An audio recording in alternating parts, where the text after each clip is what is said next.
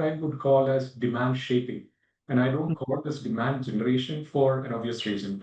Demand shaping is where you are basically sort of preparing the ground for conversions, but that conversion is not led by you. And I say this because, we all tried the demand generation thing in these complex sales situations, multiple buying centers, buying groups, etc., large deals, complex deals. And you run a campaign, what are we expecting? Someone basically, click on a digital campaign ad and then they land on a landing page, fill a form, and then someone follows up, that converts. It rarely ever happens.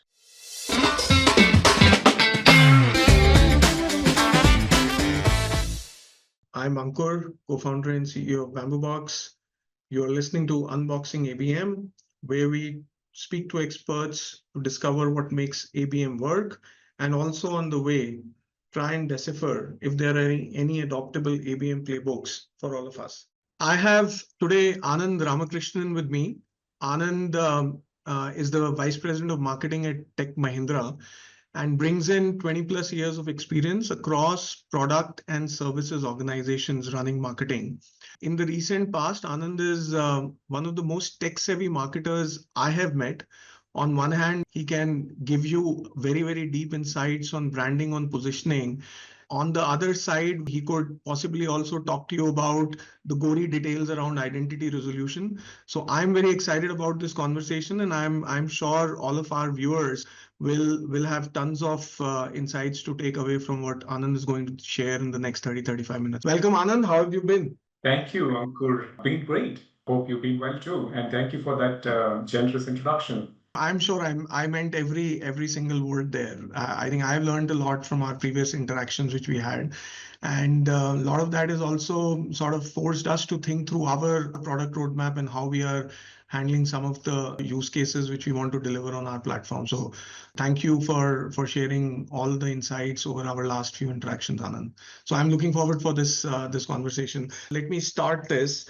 So Anand, as I said, you have had a very rich experience over the last 20 years. You worked with Tech M, you have worked with GE Digital, you have worked with HCL, you have worked with IBM. So it's been a very, very healthy mix of services as well as product organizations. So would love to hear how your journey has been as a marketer and how your thought process has evolved through these multiple experiences, through these multiple companies where you have worked for. That's a great question to get started with. I started my marketing career with Infosys, and my first role I was in corporate marketing. So I would say that I have basically been part of, as you rightly put, lots of services companies, IT services companies, and also IT product companies. I have been on the corporate marketing side and also, let's say, industry marketing side or business marketing side, as some companies put it. So I have had the privilege of basically looking at things from, let's say, focused on the brand perspective. How do you grow the brand positioning aspect of it and all that.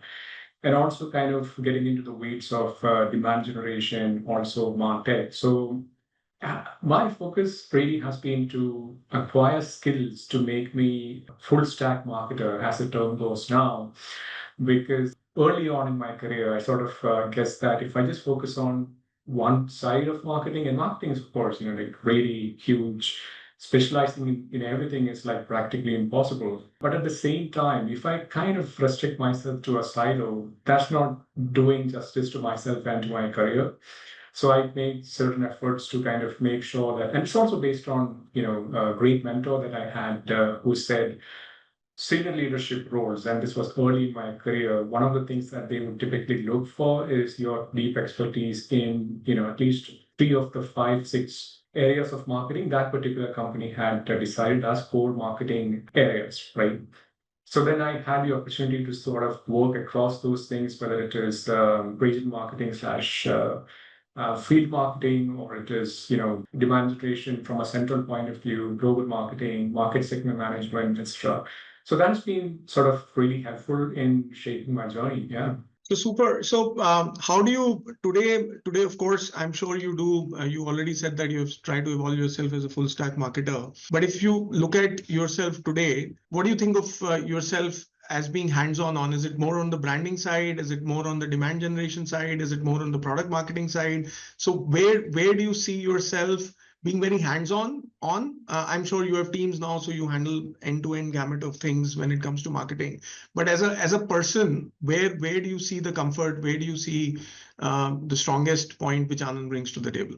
So today in Tech Mahindra, I have a corporate marketing role, right? So my role here is mostly to do with upskilling the teams in terms of digital marketing and content marketing. Of course, the scaling of the martech infrastructure, getting the organization ready for, let's say, 21st century marketing with AI coming in, that's a big charter for me as well. That's my immediate focus because I think there are so many things happening in marketing where one needs to be able to do things in a very agile way. And for that, each member of the marketing team needs to be having the right skills, being able to move quickly, move as a team. That's what really sort of delivers impact. So my attention and focus basically is on exactly that.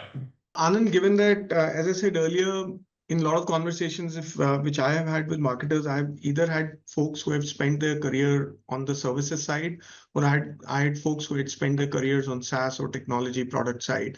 You have seen both the worlds. So as you have evolved as an individual, as a marketer, have you seen nuances which are very, very different when you attack a marketing problem from a product standpoint versus when you would attack from a full-fledged IT services standpoint? How has that experience been for you? That, again, a great question. I think people who have been on both sides, they probably would kind of agree with me when I say that for product marketing organizations, deep knowledge of the product, it's non-negotiable. You have to really, really understand the product. You have to really understand the competition. You have to really understand the customer, right? So these three things are non-negotiable. When it comes to IT services, sometimes I've seen that this focus, maybe in one, maybe in two, maybe not in all three, that focus can be a little less and you can still get by, right? But that's changing. So that's also an opportunity for IT services companies to sort of, fix some of those things and really sort of improve the contribution of marketing if they measure that contribution in quantitative terms or qualitative terms. That's an opportunity for IT services companies. Yeah, but having said that, those three things that I mentioned for any marketing person, whatever the GTM model is, whether it is PLG or is it sales-led growth or is it hybrid, fundamentals sort of remain the same. You have to have a very, very deep understanding of your customer. I would say empathy is like the number one skill that as a marketer you need to have. If someone is asking me, what would you look for when you hire a marketing person and see if they have potential, I would look for one is, of course, all the the hard skill part, but the one thing that can make someone stand out would be, are they able to put themselves in the shoes of the customer and describe to me what the pain points are for the customer, right? And not in superficial terms. So then someone can do it only if they really have spent time. They have that ability to experience that pain sort of themselves vicariously, of course, and then use that to basically create marketing content and approaches that then makes a difference to the customer, right? Yeah. This is very helpful. I think customer understanding, whether it is a product or a services organization, empathizing with the customer, understanding what the problem statement of the customer is, I think that becomes super critical for marketers amongst so much of noise which is out there in the market, which our customers have to go through every day. Unless you are very sharp, unless you are very concise, I think it becomes extremely difficult to get your message across. So thank you for sharing that. Anand, now this is a podcast which I run, and the topic of the podcast is unboxing ABM. I need to come to my next question. So where does ABM stand for you, or what does ABM mean for you across, whether you look at your current role at TechM, or if you look at some of your previous roles, what does ABM mean for you? How important is it? Where does it fit in your overall scheme of things as a marketing leader?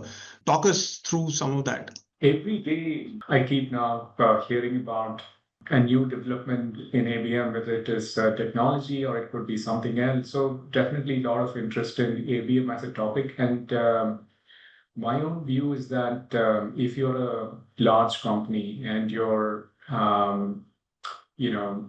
ticket size is, as an average deal size is pretty large, and the sales cycle is complex, there is no reason to basically focus on anything else outside of ABM, right? ABM should be the way that you market, because you will get the biggest return on investment by getting ABM right than trying to do the generic other types of marketing out there.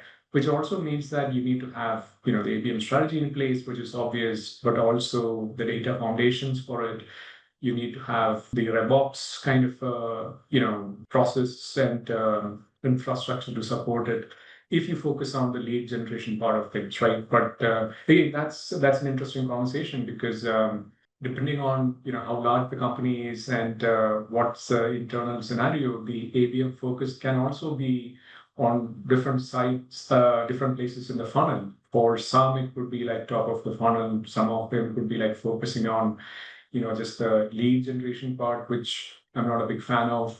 Or there are some who are kind of looking at the entire full funnel sort of approach. Yeah. So ABM, I would say, is like the way to go to market if you're of a certain size and you have named customers and your deal size is large and you have a complex sales cycle. Anand, I don't know if you're part of our community. We run a community called Mavens. So, and if you are part of that community, in the last few days, there has been a lot of chatter which is happening on the group saying, what is the difference between ABM and demand generation? So there are a lot of differing views. Some people come back and say, ABM is my central philosophy. End of the day, the net result is that I use ABM to generate demand or create demand, or whatever word you want to use. But essentially, you're using ABM to create pipeline. And there are others who say that, demand generation is traditional marketing. I will run Google ads, I will run LinkedIn, I will run emails, I will run events. That's what my demand generation is. ABM is something which is very different. So that's the point of view which is sort of floating around, a little bit of a diverse point of view across multiple people. Which club are you part of? As in, to you, and you mentioned something in the last 5 minutes, but I still wanted to specifically ask, because I want viewers to get this clear in their head. How should they look at ABM? Is it separate from demand generation? Is it the core central philosophy? If you have some of the points which you mentioned, right? You have a complex sales cycle, your deal cycles are big, you are running after named accounts. So which club are you part of? I think ABM has to be that central philosophy. But again, Ankur, it depends on how much, like, what's your charter in the company, right? So it's okay for someone to come in a podcast, and I'm being very honest, right, to spout some view, but they may not really have the flexibility to kind of make sure that's the view that is really sort of driving marketing within their organization, right? So some folks may have kind of carte blanche to kind of execute what they think. In some cases, they're kind of pigeonholed into the demand gen side of things. But I think, honestly, as the central philosophy of go-to-market, ABM, where marketing and sales coming together, the biggest impact is going to be, let's say, on the brand side and in demand shaping, right? If it's a sales-led model, and we're talking about sales-led growth, right? So you have a sales team that's basically having conversations with these named accounts. They know people in those accounts. We're not talking about those accounts where there is no sales conversation happening, at least here, because there is also a definition of ABM where you're just focusing on a set of accounts and you're just kind of targeting everything to them, right? I don't consider that to be ABM. That's different. They're just kind of targeting and segmenting and doing the regular marketing, right? My definition of ABM is slightly different. It's basically where you have defined a set of accounts where you want to upsell and cross-sell.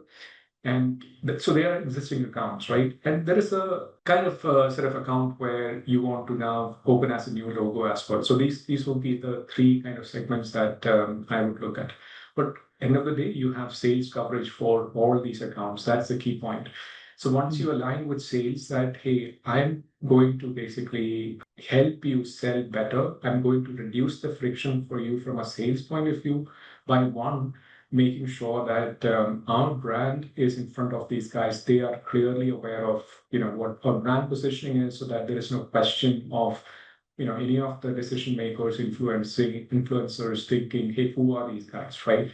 So in the context of these accounts, individual account, what is the value proposition for a company from a brand point of view? That needs to be communicated. It's marketing's job, it's no one else's job, right? So that has to be done, number one. Second is what I would call as demand shaping. And I don't call this demand generation for an obvious reason. Demand shaping is where you are basically sort of preparing the ground for conversions, but that conversion is not led by you. And I say this because, we all tried the demand generation thing in these complex sales situations, multiple buying centers, buying groups, etc., large deals, complex deals. And you run a campaign, what are we expecting? Someone basically, click on a digital campaign ad, and then they land on a landing page, fill a form, and then someone follows up, that converts. It rarely ever happens, right? I'm sure it happens in some companies for certain product types and all that stuff, but in general, for the kind of situation that I described, that's not where the impact really happens. The impact happens when you have highly customized content, account specific content that you have developed for 1:1 ABM, which you can put in front of the customer through multiple channels. So you need to have a multi-channel strategy, which also is working, not just theoretically, right? So digital, you're able to basically put the content in front of them. You're able to engage them. You're able to make them consume that content to the extent possible. You have offline sort of things going on, one-to-one meetings, or it could be small roundtables, etc., in-person events, basically. So relationship building efforts that happens where marketing is leading along with sales on those things as well. So all these things basically contribute to the actual conversion. It's not just marketing basically doing something, with a funnel in mind and, counting, okay, how many leads came through, and then I'm going to report this. Because in ABM, a lot of things that marketing will do, you may not be able to attribute exactly, right? So if sales or someone is basically asking, what did marketing do for this account or these sort of set of accounts? And if you're forced to basically talk about leads, then you're failing, right? So I think it's very, very important to set expectations from a CMO level at the beginning of the program itself, saying that, okay, let's talk about what's the problem we are trying to solve, right? And then agree that where marketing is going to be the most effective, right? Where marketing is going to be able to deliver the best ROI. And then sort of decide, okay, you have these set of accounts where we're going to do 1:1. These are the accounts where we're going to do 1:many, because they are slightly less important and there are commonalities which we can leverage, etc. And three, you have basically the one-to-many sort of ABM, which is, as I said, it's the traditional way of marketing, but we are just kind of focusing on, a limited set of accounts. So once that is known and you set expectations saying that these are the two areas where we're going to make the biggest contribution, this is how we are going to measure the outcome of marketing's effort, and everyone is aligned, then you're golden. But just measuring marketing with the pipeline creation aspect of it alone, I think personally that's a recipe for failure, because not many people would be able to deliver, especially if they have expensive martech infrastructure, in place for ADF. Some very interesting points you mentioned, and I have too many questions going around in my mind. I will try to sort of simplify and ask one by one. So I think you introduced a very interesting word, demand shaping, right? I've heard demand creation, I've heard demand capture. Demand shaping is more, in my head, more nearer to a demand creation sort of a philosophy which goes around in the market. But you also mentioned a very interesting piece, which I'm sure all of my viewers would love to sort of agree to that, that every time the conversion might not be led by you as a marketer, right?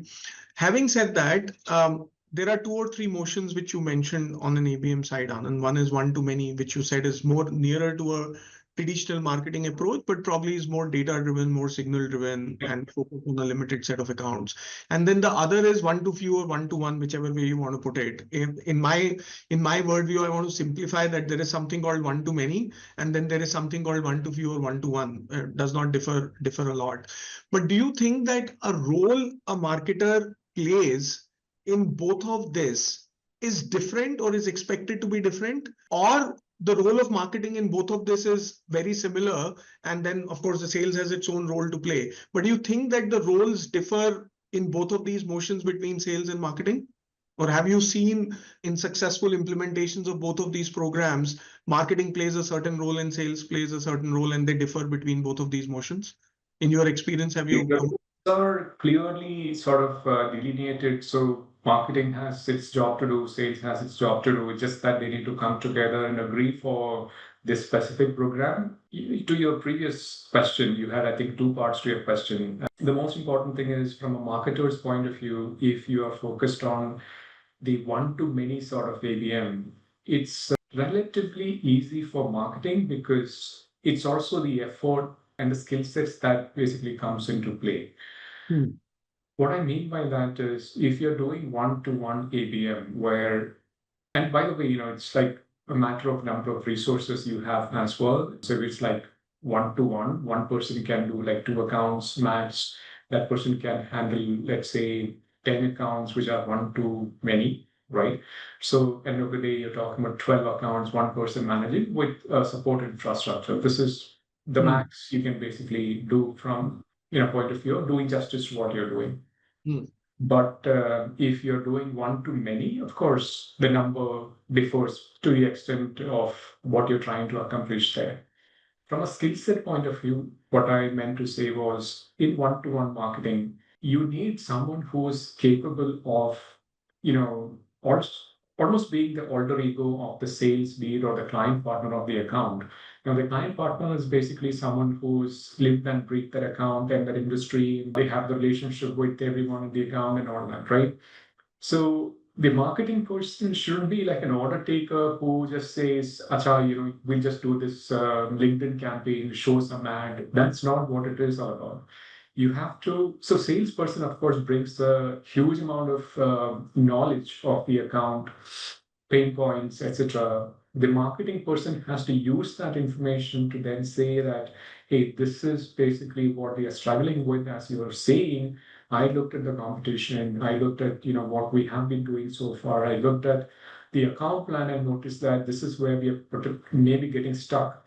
So to get unstuck, these are the 3 strategies that I'm suggesting here, right? And the content that can basically help us check, and content can be anything. I'm just using the content briefly. It can be a video, the formats can be whatever it is, right? So one thing could be that we need to convince these guys that, we are capable of doing this particular thing that they have been struggling with so far, right? That's what basically is going to move the needle for us. And this is how we're going to do it, from a marketing strategy point of view. 1, 2, 3 things, right? And then, of course, you can plan the execution of it. So, and then when you get into the execution part of it, let's say we're creating a blog or we are curating an event or you're creating a white paper and all that stuff. It's not to be delegated to someone sitting deep inside the technology organization where, they come up with something which is not really resonating with the customer. So you have to be the person, the translator, who's also kind of looking at it and saying, okay, this communication, it makes sense. It's right for the account. I'm also getting it validated. Let's go with this. So there's a huge role. What I'm trying to say is that is played by this person to bring in the marketing chops on top of all the existing information, account information, the sales information, and all that, and making sure the right strategy is in place and it's getting executed the right way. So that's a heavy lift from a marketing standpoint. So the right people need to be there to do it well. If you try to do it the traditional way, it's destined to fail is what I would say. I mean, you can still call it ABM. You go through the motions, but it's not just doing justice to the concept. That's my point of view. See, sometimes we get a lot of inbound inquiries asking for supporting a one-to-one ABM motion on top of our platform. We are an ABM platform, so there are a lot of inbound inquiries which come in from large companies saying that I have these 5 accounts and I want to run ABM program on that, and I want a platform, right? So usually when we go deeper into it and we try to understand, or sometimes also share experiences which we have seen in our other customers, then at least we have seen that one-to-one ABMs have a lot of non-platform component to it. As an end of the day, ABM platforms do a bunch of use cases, which is around account intelligence, orchestration, measurement, etc. But when it comes to a typical one-to-one ABM, there are a lot of components around planning a workshop for a customer, which happens more in a physical setting. And sometimes, given the nature of the account and your buyer group, it also becomes very difficult to leverage the digital channels because you don't get the cohort of running after those accounts. Say, for example, LinkedIn will not allow you to run a campaign for 20 people or maybe 25 people, right? So that brings in its own limitation of using a platform for one-to-one ABM use cases. So what has been your experience, or what would be your take on this? You're right. I think in the case of one-to-one ABM, there is higher sort of focus on in-person sort of settings, and for all the good reasons, right? But the way I look at this is, look, we are trying to basically look at the buyer journey holistically and say, what are the touch points that we're having across the buyer journey for the person, right? Now, you have, if you consider yourself, Ankur, right? How much time do you sit in front of a computer versus how much time do you go and participate in, one-to-one events? One-to-one events you would do perhaps, let's say 3 in a month. You are, spending at least, let's say, 4 hours in front of a computer. So how many hours that is in a month, right? So it's a disproportionate amount of time that anyone is basically spending on digital, looking at screens. So I think from a marketing standpoint, it's important to kind of have a digital strategy, right, to make sure that whether they are on mobile or in front of their laptops and just browsing other sites, LinkedIn, you are visible and your message basically is consistent across this channel, consistent with what you're saying in your let's say the in-person events as well, right? So there's coherence between your message across the different channels. And of course, the in-person events, they leave a longer and stronger impression on people because of obviously we are humans, and you see there's nothing that's comparable to looking at another person, face to face and interacting with them, shaking their hands. That has a very, very definite value. But again, that's not something that you would do on a daily basis. That's something that happens, infrequently. So you just need to kind of balance these two things. And there's the cost aspect also, right? So in-person events, basically, you're trying to do that. There is a cost to it. Digital has a cost, but you have to kind of see with your budget, what's the ideal combination you are able to pull off. Got it. Makes sense. So in your experience, that actually gets me to my next question. So in your experience across multiple organizations, multiple kinds of products, multiple kinds of services, what have, if I can use that word, it's a very fashionable word these days to be used, a playbook, right? So what is a playbook which has worked for you? And to begin with, I would say, let's look at a playbook from 2 aspects. One is one-to-many and one is one-to-one. And then probably time permitting, we could also look at if there is a differentiation between a product setup and a services setup. But that's for only if the time permits. But let's start with asking you that what have been some of the playbooks which have worked for you in a one-to-many or a one-to-one scenarios. And just for the purpose of my viewers, I will sort of demystify a playbook. It's a very heavy word, but by playbooks, what I mean essentially is that what are the combination of channels which you use? What are the journeys which you use? For example, top of the funnel, middle funnel, bottom funnel. Are there any different channels which are suited for one environment? And if there is no generic answer to that, how do you go about discovering that while you are experimenting on your ABM journey in a particular context? So that's essentially what I mean within ABM playbook. Because more often than not, Anand, why I'm asking this specifically is lot many times the definition of ABM in 95% of the instances today in the market is that I will look at the intent information and I will show some ads to those people who are showing intent. And if they visit my website, I will ask my SDRs to call them. Right. So to some extent, that has been in 95% of the cases, that is the ABM playbook which is getting implemented. So what I wanted to understand from you, how have you sort of approached this, given that you have had several instances where you have successfully implemented ABM programs? So how different it has been for you, and what has worked, if you could share with our viewers? Yeah, very interesting question, and I'm sure there are some people who will violently disagree with me, but I don't agree with the definition of. In fact, I won't say that what you just described is ABM at all, right? So my definition is that you have to be, first of all, and these are the points that I mentioned already, by the way, right? You have to kind of look at which accounts are you going to focus on a one-to-one basis, one-to-few basis, and one-to-many basis. One-to-many, we'll keep it to the side because, as I said, that's not entirely true ABM. So what I think is happening is that in the playbook that you described, it's mostly the one-to-many kind of a motion where it gets played out, right?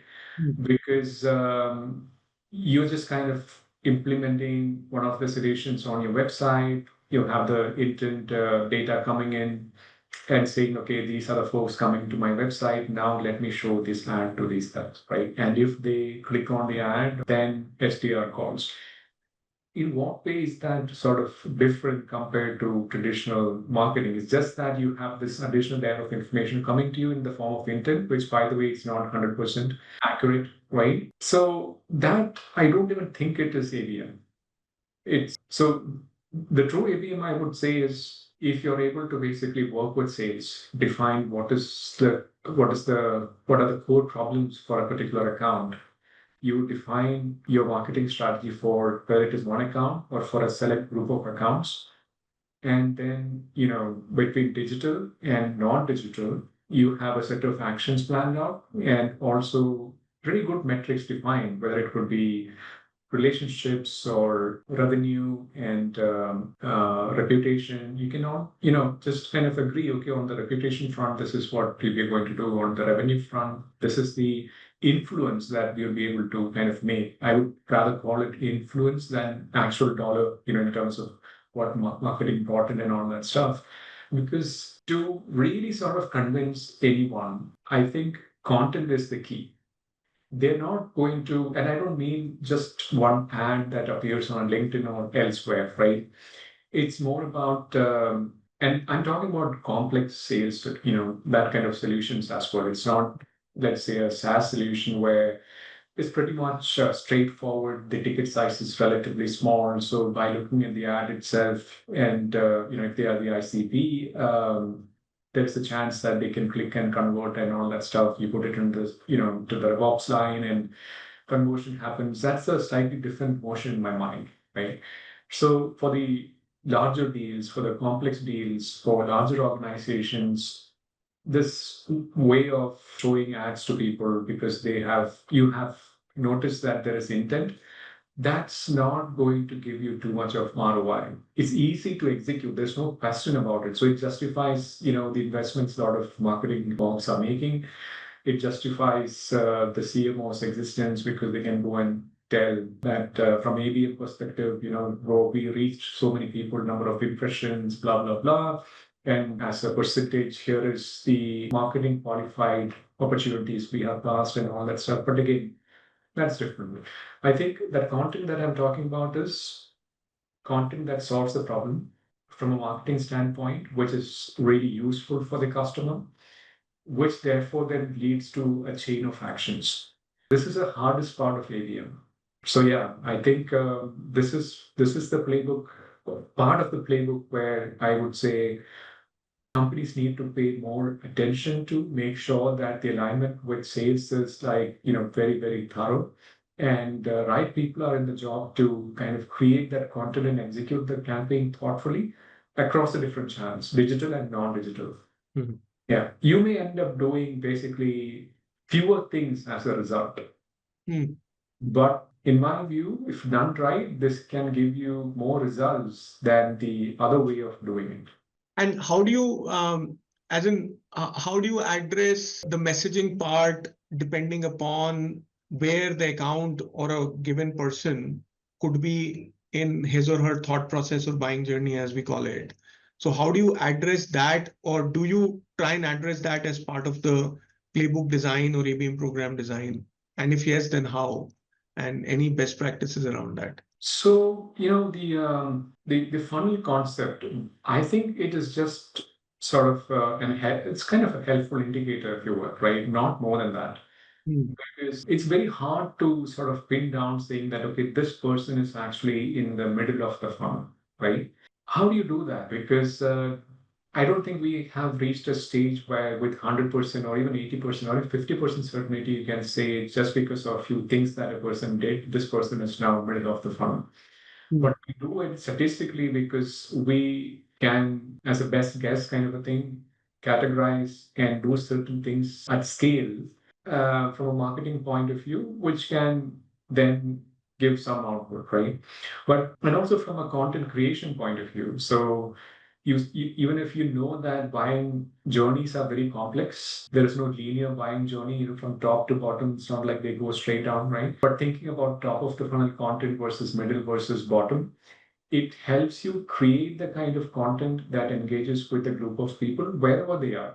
Now, I may be looking for a solution, and I'm of course problem aware. I am aware of the particular company, but I'm still kind of looking to understand more about the issue itself, so that my business case internally is very compelling, right?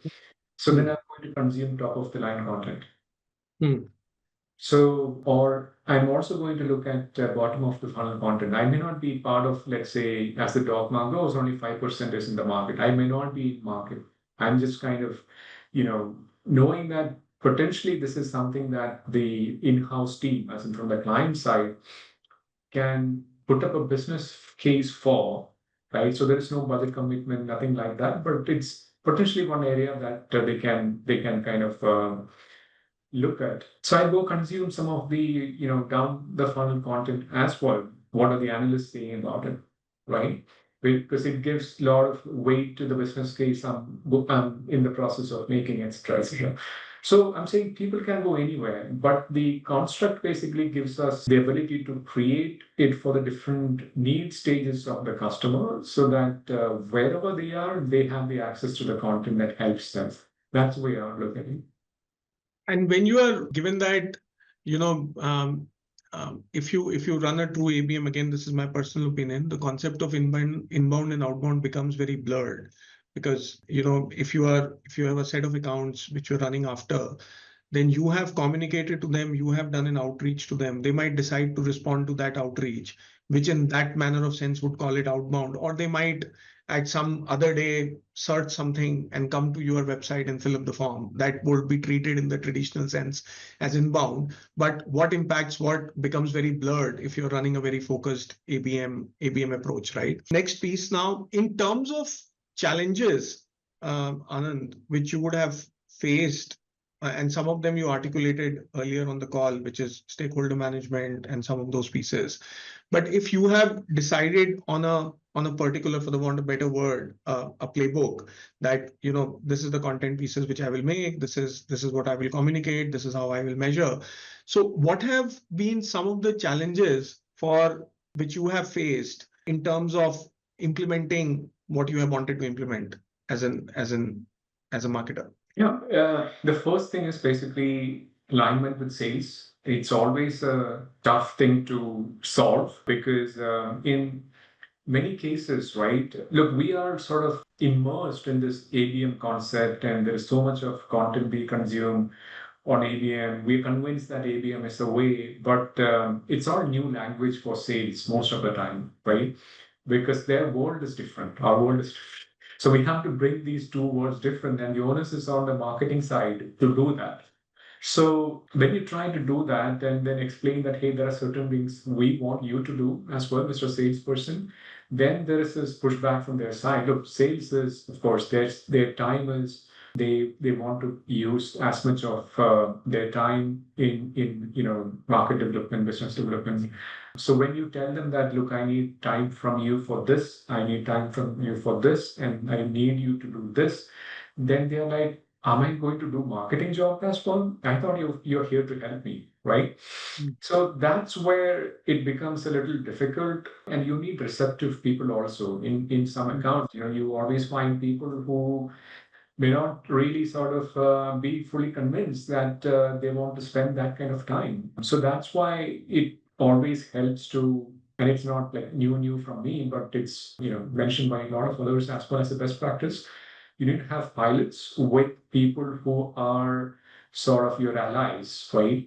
There are people, perhaps new people in the sales team who are willing to experiment. They are eager to kind of try new things. So if you have them as your allies and with them deliver a kick-ass sort of pilot, that sort of convinces a lot of people who are on the fence and all that. Yeah. So to your question, number one is basically getting sales alignment. And second thing is basically ABM infrastructure, it costs money. So unless you have proven yourself, sometimes it's a chicken and egg situation. So some of the platforms are expensive. So you have to make a case saying that, look, I need the platform, but then where is the proof? That's a question that comes, right? So now you'd say that, okay, to do the proof, really good, to achieve a really good outcome, I need something like this. So you're asking me to show something, and I won't be able to do justice to that unless I have a certain amount of budget. So sometimes that can be a problem. And the third thing is skills, because in certain companies, in certain industries, marketing people are not used to be not used to being close to the business, so they don't understand the business in the first place, and they don't understand the client also, right? Which means that sometimes you need to kind of push to get fresh people, coach them. So that kind of slows you down. That's the other issue. Like I said, I dealt with this particular question earlier. Why it requires a person with deep empathy and certain skills to be in ABM programs. You don't find those people very easily. Yeah, so that's the third sort of challenge. Got it. I will touch upon the second and the third. Alignment with sales is very clear. So you said ABM infrastructure or developing an ABM infrastructure is expensive.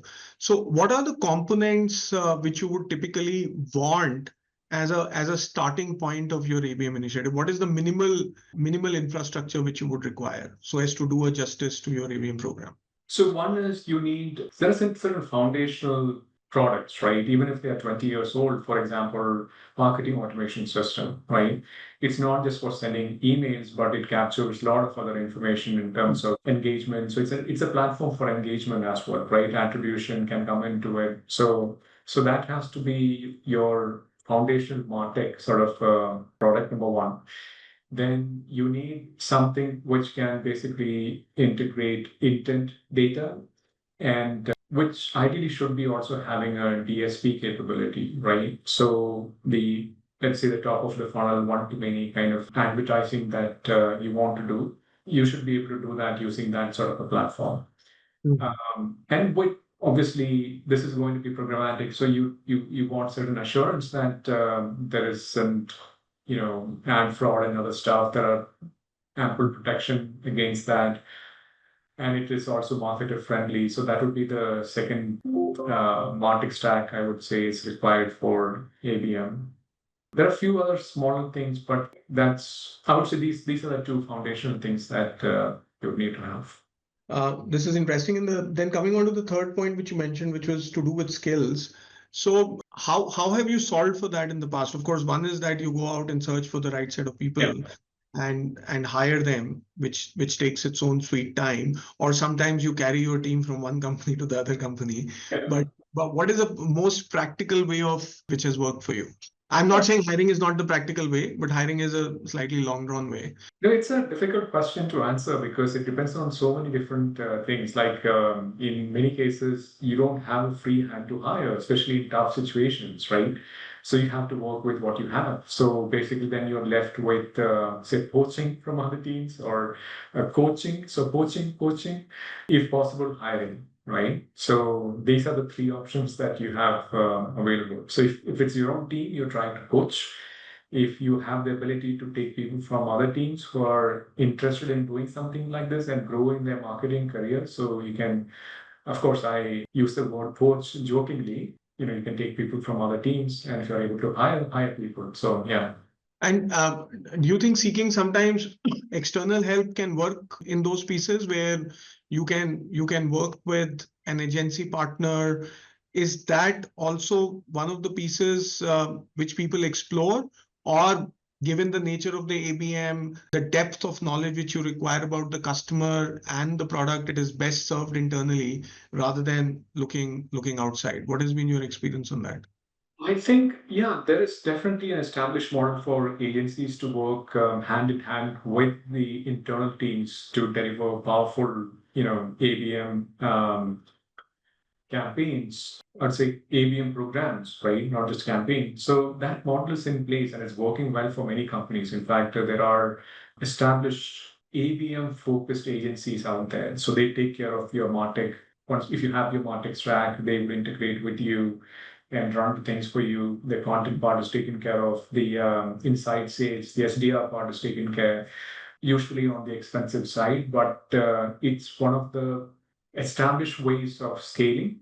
Super. I think lot of pieces of some real insights in the last 35 minutes. My last question to you, Anand, before we wrap this up. There are a lot of folks in our community, and I'm sure also in the viewers who would be looking at this. They're sitting on the fence. They have a marketing automation system, they have a CRM system, they some way or the other, they have cobbled together an intent feed which comes to their platforms or sometimes outside of it. And they're sitting on the fence whether ABM as a core philosophy for their companies, but something holds them back. As in some of these you have already mentioned, sometimes they are not able to manage their stakeholders internally. Sometimes they believe setting up this infrastructure is going to take me ages or it would be very expensive, or sometimes they are not confident on whether they have the skills or not. So provided they fit the bill of running marketing for organizations where there's a complex sales cycle, the deal values are fairly large, what would be your advice? How should they cross that chasm to sort of step on the other side and start their ABM journeys? What would be your advice to them? Say, start small and also set expectations about what ABM is and what it can be achieved and what it takes to make it successful, right? So once you've done the expectation setting and you have a small sort of pilot agreed on, just begin with that, right? Because otherwise, if you sort of make a big announcement about ABM as the way to go to market, etc., and end of the day, it's not firing, or you get questions about, okay, you call this ABM, but how is it different, right? Then you will be at a tough spot. So my suggestion or advice would be to sort of define for your company what ABM is going to be, depending on what your circumstances are, right? And show small successes and then try to scale those things, because that's what really brings in more people from the sales side and also from the rest of the organizations to make it successful.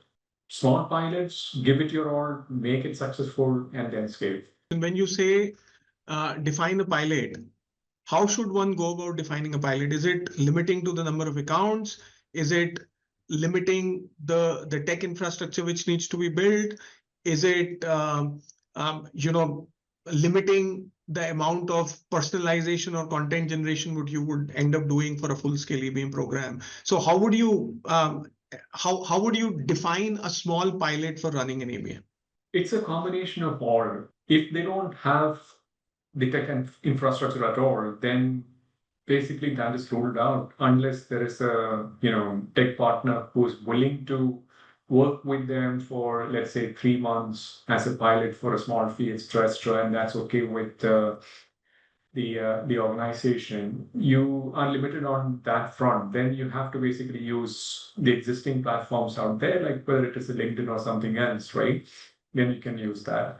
Part of it can be, some bits can be addressed by relatively inexpensive tools also. Like if you just want to understand which companies are coming to the website, there are several tools for that. There's factors, and if you want to identify specific individuals coming to the website, there are tools for that as well, right? It will not work in countries where GDPR is the law, but in many parts of the world, they can, with reasonable accuracy, say who these people are coming to the website, at least for you to kind of get started with, with the feedback loop and all that kind of stuff. Yeah, so it's a combination of all that you mentioned, but the challenge would be like, do they have something already, or are they kind of looking at it basically beginning from scratch? So yeah, limited number of accounts, and I would say the customization of the content also kind of keep within what is possible, because there's no point trying to over-engineer and not really kind of get into the market, because perfection is the enemy of the good, right? So if you're always trying to kind of see, okay, I'm going to launch this campaign, but I'll launch it only when it is like the absolute best because it's my pilot. But if it's going to take you forever to get to that perfection, at least in your mind, there's no point waiting. You have to kind of say, okay, this is what is acceptable for all of us who are involved in this pilot, and we're going to launch with this with the existing infrastructure. Yeah. So you said perfection is the enemy of growth or good? Of the good. Of the good. So this is quotable quote. I'm going to quote this. It's not mine. I'm going to quote this. So super, Anand, thank you so much for sharing your insights. And to my viewers, this was Unboxing ABM, and you were listening to Anand Ramakrishnan. Thank you once again, Anand. Pleasure speaking with you.